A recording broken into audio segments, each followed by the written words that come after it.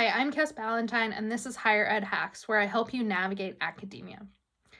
This is a video in my series on how to navigate the academic job market. I would say that this particular video is going to be a little bit probably specific to social work tenure track jobs, but some of it may be generalizable, but I just want to put that out as a caveat. Okay, so at this point, you are ready to write down your base material. You're ready to start to write your materials that you're going to be submitting to calls for jobs by that, at the probably end of summer, early fall. So let's just start with what are those base materials. So basically, you are going to, for some of these materials, be doing tweaking to specify these and describe the fit between you and a particular institution or job call. So you're going to be revising these before you actually submit them to match the particular job and or school that you're applying to. But in the summer before you go on the job market, or in the couple of months before you go on the job market, you want to write these so that you have something to tweak and you are not writing these from scratch, okay? So these include your cover letter, your CV or academic resume, a teaching philosophy or statement, a diversity statement, a research statement, and often a writing sample. So let's just define each of these. So your cover letter and your CV are probably your two most important documents, and they're the documents that you're most likely to submit on all job postings. Most places are asking for these or some version of them. So your cover letter is going to be maximum of 2 pages with letterhead, with signature. And it's going to really give an orientation to the readers on the search committee as to sort of what is your fit, what is your specialization, where do you want your career to go next, and what are your teaching and service capabilities. So it's very efficient. You are going to do some tweaking again, but that's the main issues that you want to cover. The second one that almost all applications are going to require is a CV or a curriculum vitae. This is like your academic resume. And so unlike a regular resume, which might be only 1 or 2 pages, this can be a little bit longer than that, depending on your, capabilities. There are many ways to format these. That's kind of up to you. And I encourage you to look at models from people that you know. But it really is going to go over your education, your funding, if you have had any, your publications, particularly peer-reviewed publications, your conference presentations, your teaching experience, any service, things like that, or relevant experiences. So, so that's your CV. Those 2 documents, the cover letter and the CV, are really important to get really tight and make sure they're about as perfect as possible, and many people have read them, just to find those periods that might be missing or what have you. Okay.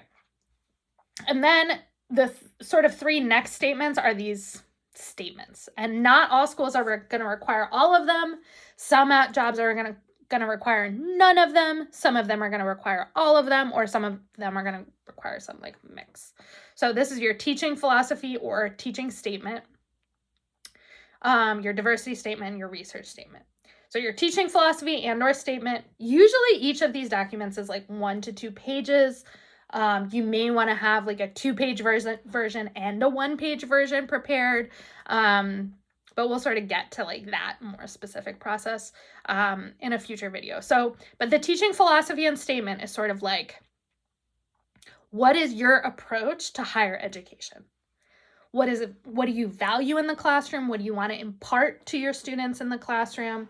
What is sort of your thinking about what and how students at this level, the level you're likely to teach, learn? And then, given that, what are the specific ways that you, in your classroom, get students to whatever that is? So how do you fulfill your values as a higher educator in your pedagogy And how have you already done that and seen students benefit, and how have students benefit? So you're sort of connecting your values to your processes, to your impact.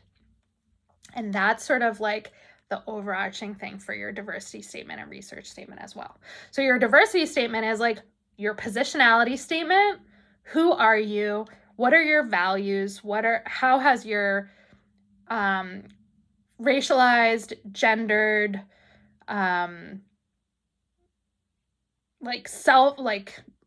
disability, ability level, etc., all of these pieces of yourself, this intersectional picture of your life, how does that impact your values? And where are those going to enhance your research, your practice, your teaching? And what are things that you might need to be self-aware of that it might actually harm or potentially limit the way that you are able to interact with one of those areas, your research, teaching, or service?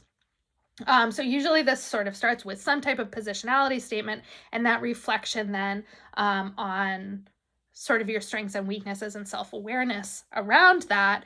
And maybe if you have it, some examples, particularly in social work, where you have dealt with that.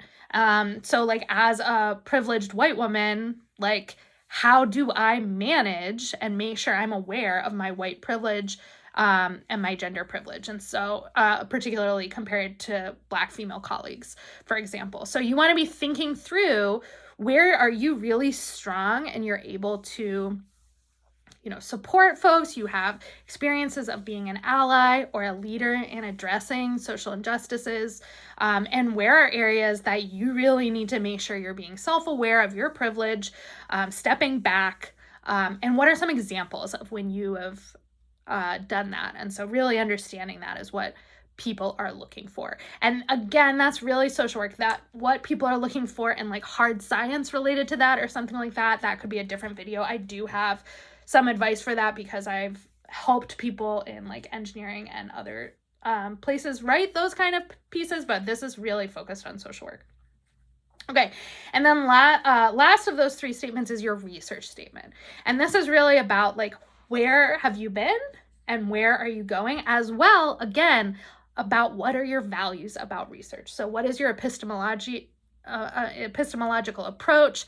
How do your methods, research questions, research sort of mission match with that epistemological approach? What theoretical frameworks do you commonly use? What methods do you commonly use? What do you want to learn next? What kind of funding might you want to pursue? What kind of key research questions have you written about? And now how do those lead into what you want to do next? So it's really about, what are your values, perspectives as a researcher, process and product, like how do you do it? What do you want to contribute? And then next is more about what have you done? And then how does that lead into what you're going to do next? So those are sort of your three statements. And then last, some schools are going to require you to submit one or more writing samples. So for folks who have, and so I will do a whole video on how you pick a writing sample. But overall, the ideal here is that it's a sole or first authored paper, that you can at least submit one published, that would be the epitome, published first or sole author paper. And then, from there, it might be one that's been submitted, or one that is about to be published, or a draft, or it might be one that, down to, this is one that I did really well in my course and really, shows my writing skill as well as my intellectual prowess. So that's just an overview of what the base materials are, all of which you need to create in the 2 to 3 months before you go on the market, and make sure a lot of people have looked at that, a lot of people you trust have looked at and reviewed to make sure that they're as polished as possible.